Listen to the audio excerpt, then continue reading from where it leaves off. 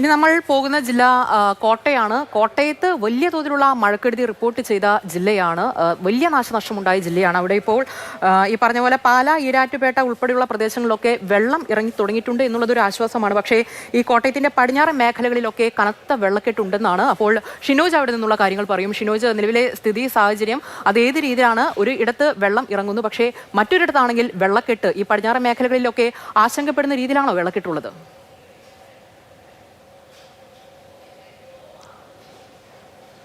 ഉമൈബാൻ, കോട്ടയത്തിൻ്റെ പടിഞ്ഞാറൻ മേഖല, സാധാരണ ഈ കിഴക്കൻ മേഖലകളിലൊക്കെ തന്നെ ശക്തമായിട്ടുള്ള മഴ പെയ്യുന്ന സമയത്ത് തന്നെ അത് 2 ദിവസം കഴിയുന്ന സമയത്ത് ഏറ്റവും കൂടുതൽ ദുരിതമുണ്ടാക്കുന്നത് കോട്ടയത്തിൻ്റെ പടിഞ്ഞാറൻ മേഖലയാണ്.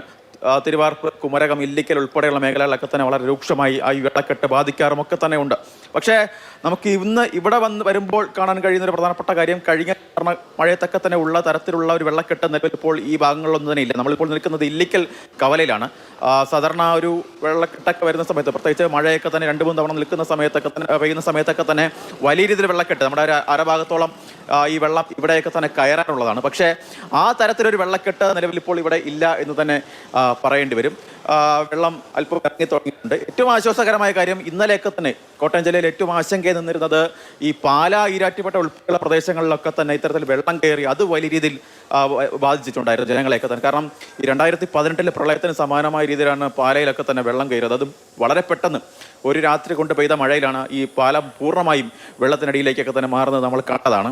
ആ ഒരു സാഹചര്യത്തിൽ വലിയ ആശ്വാസമുണ്ട്. കാരണം ഇന്നലെ രാത്രി കനത്ത മഴ കോട്ടയത്തിൻ്റെ മലയോര മേഖലകളിലൊന്നും തന്നെ ഇല്ലായിരുന്നു. മഴയുണ്ടായിരുന്നു, പക്ഷേ ഈ കനത്ത മഴ അങ്ങനെ വളരെ കുറവായിരുന്നു. അതിനാൽ തന്നെ ഈ പാലായിലും ഈരാറ്റുപേട്ടയിലും നമുക്ക് തന്നെ വെള്ളം ഇറങ്ങി തുടങ്ങിയിട്ടുണ്ട്. അത് വളരെ ആശ്വാസകരമായ കാര്യമാണ്.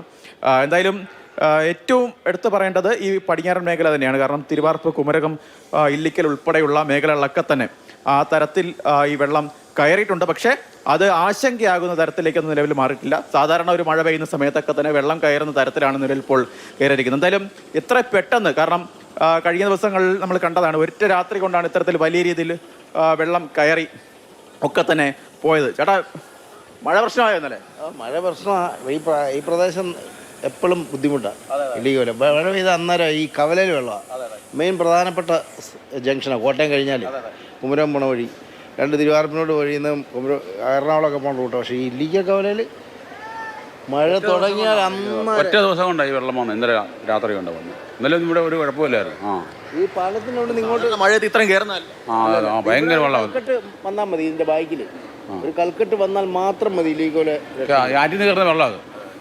അത് പാലയിലൊക്കെ വലിയ രീതിയിൽ വെള്ളം കയറി. ആ സമയത്ത് ഇതിനേക്കാളും ഒക്കെ കയറുന്ന പ്രതീക്ഷ. ഇവിടുത്തെ വെള്ളം ഭയങ്കര വെള്ളമാണ്. നമ്മളിവിടെ അത്ര വെള്ളപ്പൊക്കത്തിന് പേടിക്കേണ്ട കാര്യമില്ല. കണ്ടവും തോടും ഒക്കെ ഉള്ളതുകൊണ്ടോ ഇതൊക്കെ ഒഴുകിപ്പോകാനുള്ള സംവിധാനം ഇണക്കിയാൽ മതി. അത് വലിയ പ്രശ്നം. ഇല്ലിക്കോല മെയിൻ പ്രശ്നം എപ്പോഴും വെള്ളം വരുമ്പോൾ.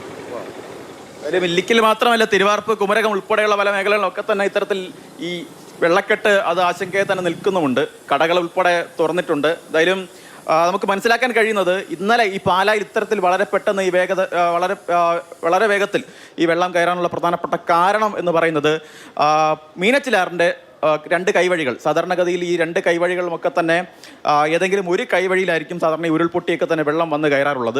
ഇന്നലെ അങ്ങനെയല്ല. ഈ 2 കൈവഴികളിലും ഒരേ സമയത്ത് ഈ ഉരുൾപൊട്ടൽ ഉൾപ്പെടെ വന്ന് വീണു. അതിന് സ്വാഭാവികമായും ആ ഒരു വെള്ളക്കെട്ടാണ്, അതിൻ്റെ ഒരു വേഗതയിലാണ് ഇത്തരത്തിൽ പാല വളരെ പെട്ടെന്ന് മുങ്ങിയത് ഉൾപ്പെടെയുള്ള കാര്യങ്ങളൊക്കെയാണ് നമുക്കിപ്പോൾ മനസ്സിലാക്കാൻ കഴിയുന്നത്. എന്തായാലും ഈ ചായക്കട ഉൾപ്പെടെ, ഈ ഇല്ലിക്കൽ കവലയിലാണ്, ഈ ചായക്കട ഉൾപ്പെടെ പല കടയൊക്കെ തന്നെ തുറന്നിട്ടുണ്ട്. വാഹനങ്ങൾ ഉൾപ്പെടെ വലിയ ബുദ്ധിമുട്ടിലാണ് കടന്നു പോകുന്നത്. പക്ഷേ ഇത് മഴക്കാലത്ത് കോട്ടയത്തിൻ്റെ പടിഞ്ഞാറൻ മേഖലയിൽ സ്ഥിരമായിട്ടുള്ള കാഴ്ച തന്നെയാണ്. അതിൽ വലിയ മാറ്റമൊന്നും തന്നെ ഇല്ല.